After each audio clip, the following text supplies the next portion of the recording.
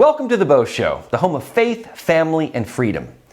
Today's show is kind of an explosive one because it reveals some information that YouTube itself has taken down, which should already get the hair on the back of your neck to stand up. This is also information that you're not going to find on most major networks. This will be covered up and not reported on, which is why most major mainstream media in this country is corrupt and part of the problem. There's even the possibility that this episode of my show could be removed. So when you see it, make sure you share it. And if you go to ntd.com/The Beau Show, you can see the little chain link icon, which will copy the link to the show for you to share. And also remember that this will be a link to the full show, not the abbreviated excerpts that viewers on YouTube see, which is why that I suggest that you begin watching my show on NTD and Epoch TV. YouTube has already severely shadow banned my show, just as it was catching fire. You know that I've profiled the investigative journalist group Project Veritas, led by James O'Keefe. He has been instrumental in some absolutely bombshell information, such as the Amy Robach story when she was at ABC and was caught on a hot mic expressing frustration that her network had killed her investigation of Jeffrey Epstein. Veritas has also been a place where whistleblowers could come and tell their inside stories, from Google to Facebook to Twitter to CNN. It is imperative to understand that if the media and social media are actively working to spin or suppress information, only an independent and secretive group can expose that, which is why a lot of Veritas' journalism is undercover. It has to be. There's no other way. Do you think big multinational corporations are going to air out their own corruption? Of course not. So Veritas' motto is, be brave, do something. That's how you have to be in today's world of artifice and deception. You have to be the brave one. You have to choose your path.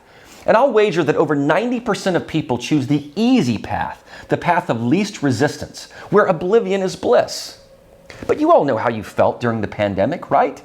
Did you like the fear, the panic, the shortages, the lockdowns, the masks, the social distancing, the blind allegiance to Anthony Fauci? You know, some people are still driving in their cars with their masks on, or riding down the street on their bikes, all masked up.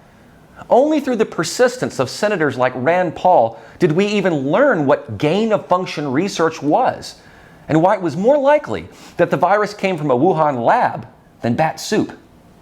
So that leads me to this bombshell video of a senior employee at Pfizer caught on tape when he thought he was just on a date.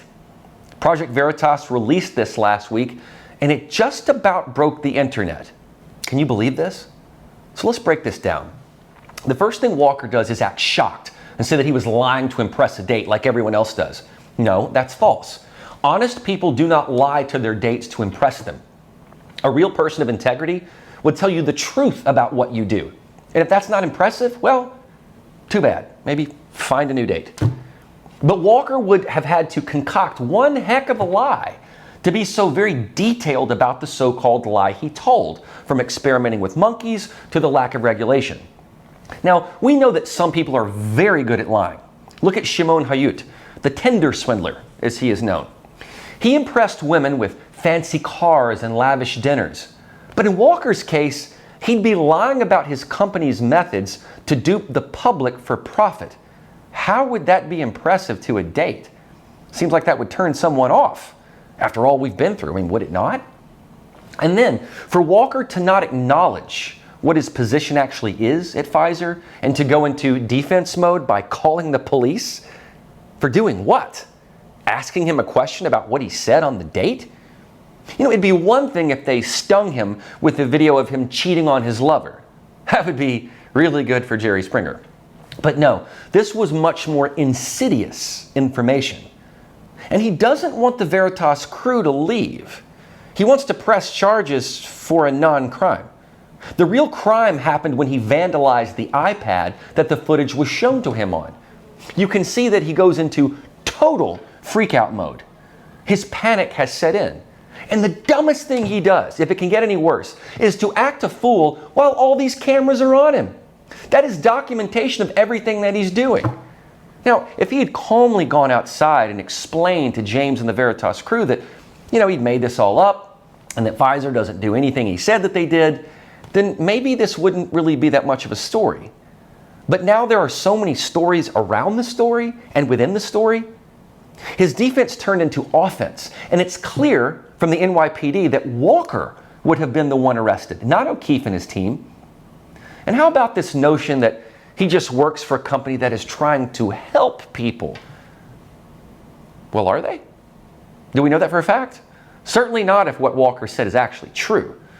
Now, this video, in spite of its explosive information that no one in the major media covered, was so riveting that YouTube took it down. Take a look at this.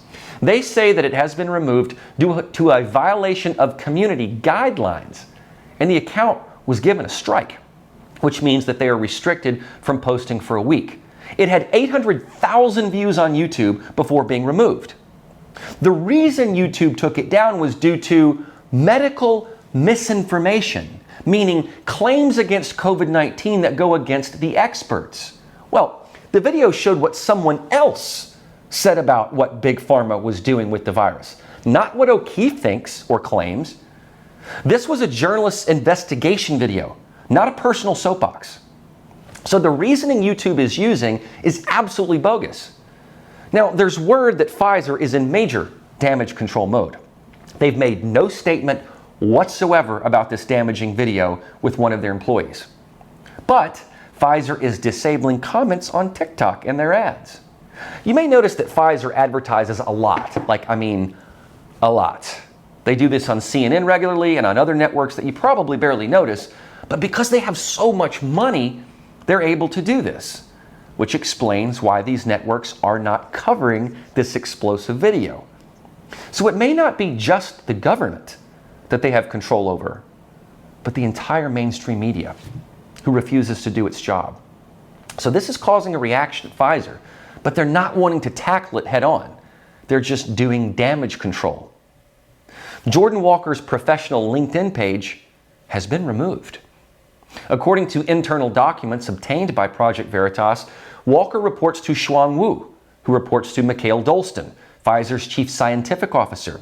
Dolston reports to Pfizer CEO Albert Bourla.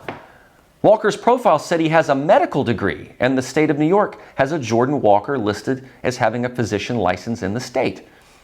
The profile included a Pfizer email address for Walker, a cell phone number, and a phone number to Pfizer's headquarters.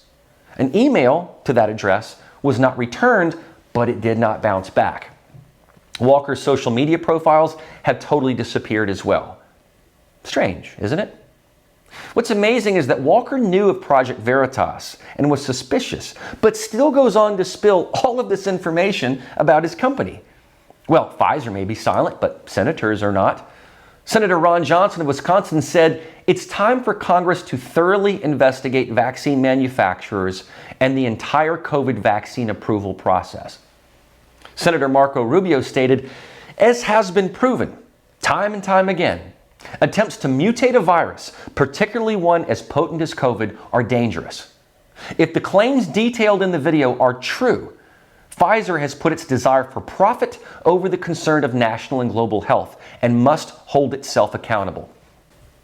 The explosive video is still on Twitter, thanks to the free speech that Elon Musk has provided, and has 39 million views. Dr. Aaron Kheriaty, director of the Bioethics and American Democracy program at the Ethics and Public Policy Center, said that what Walker was describing fits the definition of gain of function, or making a virus more transmissible and or virulent. He said, quote, "Pfizer was potentially creating a super virus. Whether that was their intention or not doesn't really matter. The fact that they were doing it, and the fact that that dangerous virus wouldn't exist in the world without the experiments that they were engaged in, I think that's the decisive point." Everything about this video and its surrounding events is damaging. Pfizer has not denied it. They have not distanced themselves from Jordon Walker or denied that he's an employee. They have just quietly begun disabling comments, which of course chills free speech.